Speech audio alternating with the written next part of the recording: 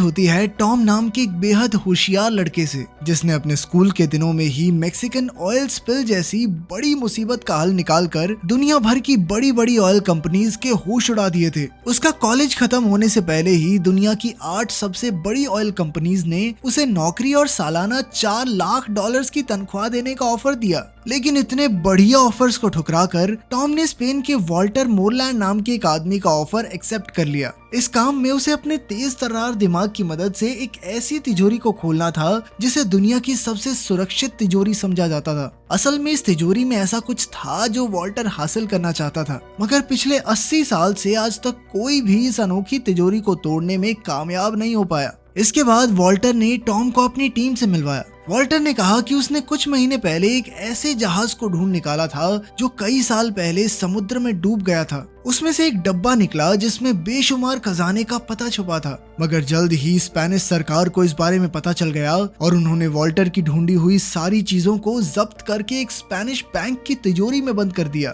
खैर फिर Tom Walter की बेटी लोरेन से मिला, जो अपने मिशन के लिए कोई भी भेस बदलने में माहिर थी। उसके अलावा उनकी टीम में क्लाउस था, जो कि एक जबरदस्त हैकर था। जेम्स वॉल्टर का खास आदमी था, जो पहले एक फौजी हुआ करता था और अब वो एक जबरदस्त फाइटर था। साइमन उनकी टीम के लिए हर जरूरत का सामान लाता था। जब तक उसे पैसे मिले वो वॉल्टर को दुनिया की कोई भी चीज लाकर दे सकता था। खैर आज टॉम का पहला दिन था और टीम को बैंक का सिस्टम हैक करने में मुश्किल हो रही थी। उन्हें एक कोड भरने की जरूरत थी, मगर उन्हें कोई आइडिया नहीं था कि आखिर ये कोड क्या हो सकता है। तब टॉम ने आइडिया दिया कि उन्हें बैंक के किसी क्लाइंट से बैंक का ऑटोमेटेड वॉइस मेल बनकर बात करनी चाहिए और इस तरीके से उन्हें वो कोड मिल सकता है। आखिरकार टॉम की तरकीब काम कर गई और उन्हें आसानी से कोड मिल गया। सबने टॉम को शाबाशी दी और टॉम अपने नए घर में पहुंचा। फिर अगले दिन से टॉम बाकी की टीम के साथ बैंक ऑफ स्पेन के नक्शे को समझने लगा। वॉल्टर के मुताबिक ये बिल्डिंग दुनिया की सबसे सुरक्षित बिल्डिंग है, क्योंकि यहाँ हजारों की तादाद में सेंसर्स और कैमरास लगे हैं और वहाँ के गार्ड भी सिक्योरिटी में कोई कमी नहीं छोड़ते। उनकी सबसे बड़ी मुश्किल तो स्पेनिश आर्मी का हेडक्वार्टर था, जो कि बैंक के ठीक सामने बना हुआ था। जब भी बैंक के सिक्योरिटी अलार्म्स बजेंगे तो हेडक्वार्टर से 500 फौजी एक साथ बैंक में घुस आएंगे। इसके अलावा बैंक का सिक्योरिटी चीफ पहले स्पेन की काउंटर टेररिज्म फोर्स का कमांडर था। अब वॉल्टर की टीम का मुकाबला ऐसी फौज से था जो किसी भी हालत में बैंक की हिफाजत करना जानती थी। इसके अलावा वॉल्टर की टीम को उस तिजोरी के अंदर के नक्शे के बारे में कोई जानकारी नहीं थी, इसलिए उन्हें एक स्कैन करके ये जानकारी हासिल करनी होगी। इस तिजोरी में घुसने के लिए उन्हें 2 चाबियों और सिक्योरिटी चीफ के फिंगरप्रिंट्स की जरूरत थी। इन्हें हासिल करने के लिए टीम ने बैंक में घुसने का फैसला किया। टॉम और साइमन सफाई कर्मचारी, लॉरेन यहाँ पर बेशकीमती पेंटिंग्स की जांच करके उनकी इंश्योरेंस बेचने आई थी और इन्हीं पेंटिंग्स के पीछे बनी तिजोरियों में वो 2 चाबियां रखी थी। जब सिक्योरिटी चीफ लोरेन को कमरे में ले जा रहा था तो लोरेन ने उसे अपनी कॉफी पकड़ा दी और इस तरह उन्हें चीफ के फिंगरप्रिंट्स तो मिल गए। इसके बाद वो पहली पेंटिंग के कमरे में पहुंची तो क्लाउस ने बैंक में कैमरा हैक कर लिए। फिर उसने लोरेन को पेंटिंग स्कैन करते हुए रिकॉर्ड किया और यही फुटेज 10 गुना धीरे धीरे करके चला दी। इसी दौरान लोरेन ने तिजोरी खोली और वहाँ रखी चाबी की बनावट कॉपी कर ली, मगर उसी वक्त अचानक वहाँ बैंक का डायरेक्टर आ गया और इधर कैमरा फिर से चालू होने में सिर्फ 20 सेकंड बाकी थे। 20 सेकंड बाद लोरेन को ठीक उसी जगह खड़ा होना था, मगर अब डायरेक्टर बीच में आ गया। तब लोरेन ने दिमाग लगाकर उसे अपनी तस्वीर लेने के लिए पीछे छोड़ दिया और ऐन वक्त पर डायरेक्टर फुटेज से बाहर हो गया। अब लोरेन दूसरी चाबी ढूंढने में लग गई। वहीं दूसरी ओर टॉम को सफाई वाले का भेस बनाकर तिजोरी स्कैन करनी थी। उसके हिसाब से असली तिजोरी इसी मीटिंग रूम के ठीक नीचे थी। टॉम तुरंत टेबल के नीचे छुप गया और उसने अपनी मशीन से स्कैन का काम शुरू किया, मगर तभी अचानक कुछ लोग वहां मीटिंग करने आ गए। अब टॉम टेबल के नीचे फंस चुका था और अचानक उसकी स्कैनिंग मशीन भी खराब हो गई। खैर कुछ देर छेड़छाड़ के बाद टॉम ने मशीन चालू कर दी और स्कैन पूरा हुआ, मगर उसी पल एक अलार्म एक्टिवेट हो गया और सिक्योरिटी चीफ ने पूरे बैंक को बंद कर दिया। तभी सामने से फौजी बैंक के लिए निकले। इधर लोरेन ने दूसरी चाबी का डुप्लीकेट बनाया ही था कि बैंक का डायरेक्टर उसे लेने आ गया। इस हड़बड़ी में वो असली चाबी को वापस रखना भूल ही गई। आखिरकार टीम ने फैसला किया कि लोरेन ये चाबी टॉम को देगी और टॉम चाबी को वापस तिजोरी में रखेगा। चाबी लेकर टॉम तीसरे माले पर गया और उसने चाबी रखकर तिजोरी बंद कर दी। तभी अचानक उसे पता चला कि एक गार्ड उस कमरे में आ रही है। फिर टॉम दिमाग लगाकर जानबूझकर पकड़ा गया और उसने नाटक किया कि ईयरफोन्स के कारण उसे सिक्योरिटी अलार्म सुनाई नहीं दिए। ये सुनकर गार्ड ने उसे जाने दिया और आखिरकार उनका मिशन पूरा हुआ। इसके बाद टॉम ने मशीन से मिला हुआ स्कैन निकाल कर देखा तो पता चला कि तिजोरी के नक्शे में ऐसी जगह थी जो ढंग से दिखाई नहीं दे रही थी। तब उसे एहसास हुआ कि यहाँ पानी भरा हुआ है। असल में तिजोरी एक तराजू पर बनी हुई थी और जैसे ही तिजोरी खुलने पर उसका वजन बदलेगा तो तिजोरी अपने आप बंद हो जाएगी और साथ ही उसमें ढेर सारा पानी भर जाएगा। अब उन्हें समझ आ गया था कि तिजोरी में घुसने के लिए उन्हें तिजोरी के वजन को बराबर रखना होगा। फिर टॉम दिन रात एक करके वजन बराबर रखने की तरकीब ढूंढने में लग गया। वहीं दूसरी ओर साइमन और जेम्स बैंक के नीचे की जमीन की छानबीन कर रहे थे